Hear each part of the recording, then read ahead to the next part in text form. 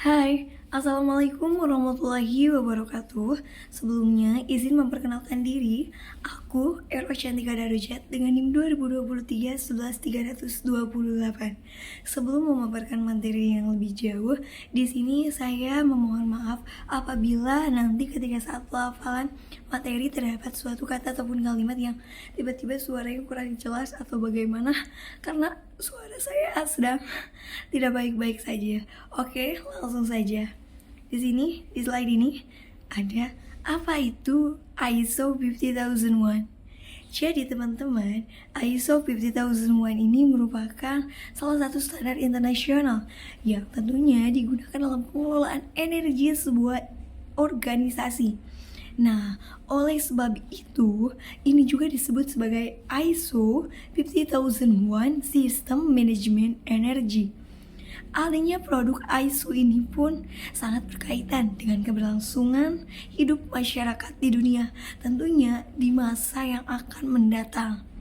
Melalui pengelolaan energi ini diharapkan banyak sekali dampak positif yang didapatkan terhadap lingkungan, seperti yang pertama ada efek rumah kaca dan dapat berkurang di samping dan membantu organisasi dalam penghematan biaya. Oke, next slide. Nah, baik, langsung saja di sini kita akan melanjutkan materinya, yaitu mengenai elemen ISO 50001. Di sini elemennya ada 5. Yang pertama ada kebijakan energi, penilaian energi, sasaran dan rencana aksi, pemantauan dan evaluasi, serta perbaikan berkelanjutan. Yang pertama, kebijakan energi. Kebijakan energi ini merupakan sebuah komitmen organisasi terhadap pengelolaan energi. Yang mana yang namanya organisasi pasti harus ada pengelolaan yang terstruktur. Lalu yang kedua, penilaian energi, identifikasi penggunaan energi signifikan dan peluang peningkatan efisiensi. Sasaran dan rencana aksinya yaitu menetapkan target efisiensi energi dan rencana untuk mencapainya. Lalu pemantauan dan evaluasi pengukuran kinerja energi dan persiapan pada hasilnya. Dan yang terakhir, perbaikan berkelanjutan, yaitu review dari peningkatan sistem secara periode. Mungkin cukup saja materi yang dapat saya sampaikan. Materi akan disampaikan oleh rekan saya. Terima kasih. Nah, selanjutnya adalah tujuan utama dari ISO 50001. Yang pertama adalah untuk mengurangi konsumsi energi. Nah, tentunya walaupun konsumsi energi itu sudah banyak dengan energi terbarukan, tetapi kita harus tetap efektif dan efisien dalam menggunakan konsumsi energi ini. Karena agar konsumsi energi ini atau energi ini bisa dimanfaatkan lagi untuk kedepannya. Lalu nomor 2 adalah meningkatkan efisiensi dan mengurangi jejak karbon. Seperti yang saya bilang, efisiensi dan keefektifan ini menjadi poin utama dan harus tetap dilakukan. Nah, ini hubungan antara nomor 2 dan nomor 1 itu tetap berhubungan. Efisiensi harus ditingkatkan dan mengurangi jejak karbon karena karbon itu sangat berbahaya untuk kedepannya. Dan yang terakhir, tujuan utama ISO 50001 ini adalah untuk mendukung keberlanjutan dan mengurangi biaya operasional. Mendukung keberlanjutan berarti mendukung keberlanjutan energi. Nah, energi ini harus dikembangkan dan dilanjutkan hingga ke anak cucu kita. Dan anak cucu kita bisa menikmati dan memanfaatkan energi yang ada dan sumber daya alam yang ada. Jadi tidak habis, tidak dirusak oleh generasi kita. Jadi harus berlanjut seperti itu. Dan yang terakhir adalah mengurangi biaya operasional. Nah, biaya ini juga harus ditekan, makanya ada efisiensi dan efektivitas untuk menekan biaya operasional juga. Terima kasih. Baik, perkenalkan nama saya David Fahrul Pratama dengan NIM 2023 11001. Ingin melanjutkan terkait pemaparan pada kesempatan kali ini. Lanjutannya itu terkait studi kasus. Kita masuk ke kasus yang kerap terjadi. Yang pertama itu kita masuk ke kasus tingginya konsumsi energi di proses produksi.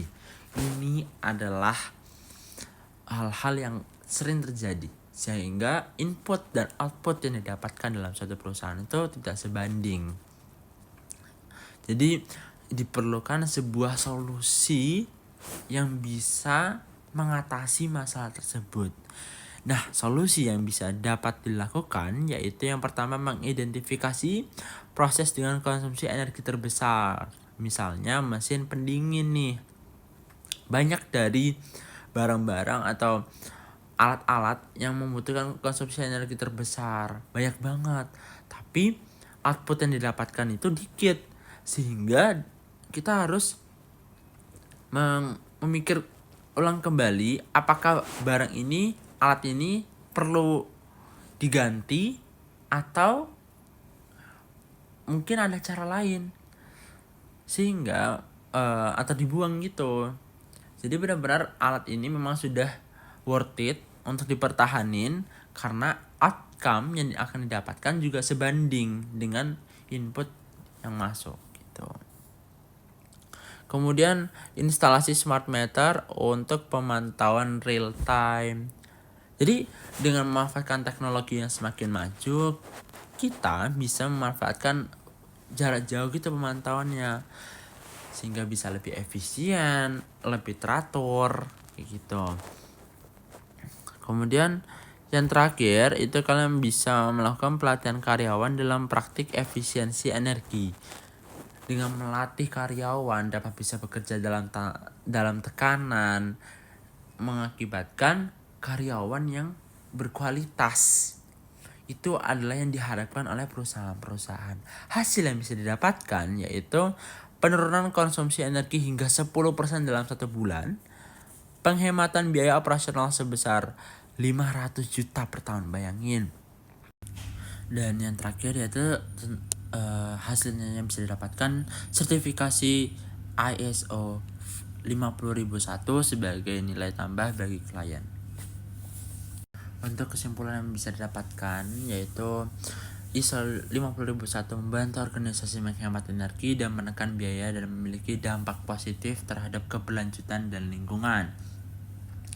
Ini rekomendasinya yaitu International Organization for Standardization ISO 2018, ISO 50001 2018 Energy Management System Requirement with Guidance for Use. ISO diakses dari https://www.iso.org/sgs2020 dan lain sebagainya. Itu adalah beberapa sumber yang kami gunakan dalam pemaparan kesempatan kali ini. Baik, terima kasih atas kesempatannya. Mohon maaf bila dari kami memberikan salah kata. Dan wabillahi taufiq wal hidayah. Wassalamualaikum warahmatullahi wabarakatuh.